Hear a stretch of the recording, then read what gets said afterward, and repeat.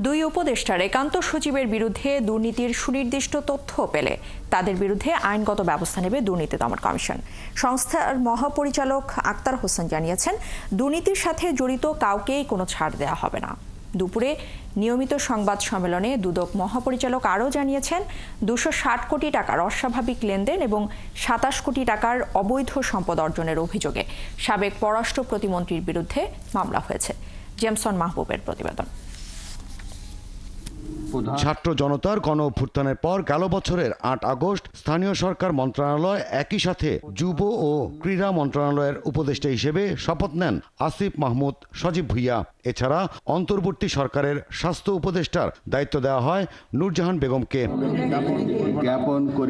স্থানীয় সরকারের উপদেষ্টার একান্ত সচিব মোয়াজ্জেম হোসেন ও স্বাস্থ্য উপদেষ্টা নূরজাহান বেগমের একান্ত সচিব তুহিন ফারাবির বিরুদ্ধে উঠেছে তদবির বাণিজ্যের অভিযোগ। বিভিন্ন গণমাধ্যমে প্রকাশিত খবরে বলা হয়েছে, পতিত সরকারের সুবিধাভোগী চিকিৎসক, প্রকৌশলী সহ বিভিন্ন পর্যায়ের কর্মকর্তাদের অর্থের বিনিময়ে নানা প্রতিষ্ঠানে প্রদান করার মধ্য দিয়ে তারা শত কোটি টাকার মালিক হয়েছেন।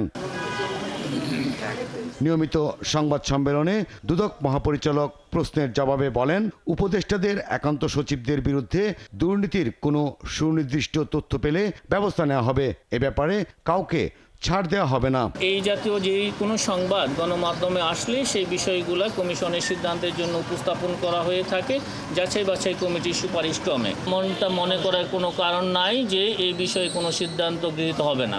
অবশ্যই যথাযথ আইনি প্রক্রিয়া অনুসরণ করে সবগুলো বিষয় বিবেচনা করা হবে। এদিকে 27 কোটি টাকা অবৈধ সম্পদ ও 261 কোটি টাকার সন্দেহজনক লেনদেনের অভিযোগে সাবেক পররাষ্ট্র প্রতিমন্ত্রী শাহরিয়ার আলমের বিরুদ্ধে মামলা করেছে দুদক। তার নামেও 6টি ব্যাংক হিসাবের মাধ্যমে 260 কোটি 94 লক্ষ টাকারও বেশি মূল্যের অস্বাভাবিক লেনদেন পূর্বক উক্ত টাকা জ্ঞাতসারে হস্তান্তর, স্থানান্তর এবং রূপান্তর করার অপরাধ অনুসন্ধানকালে প্রমাণিত হয়েছে।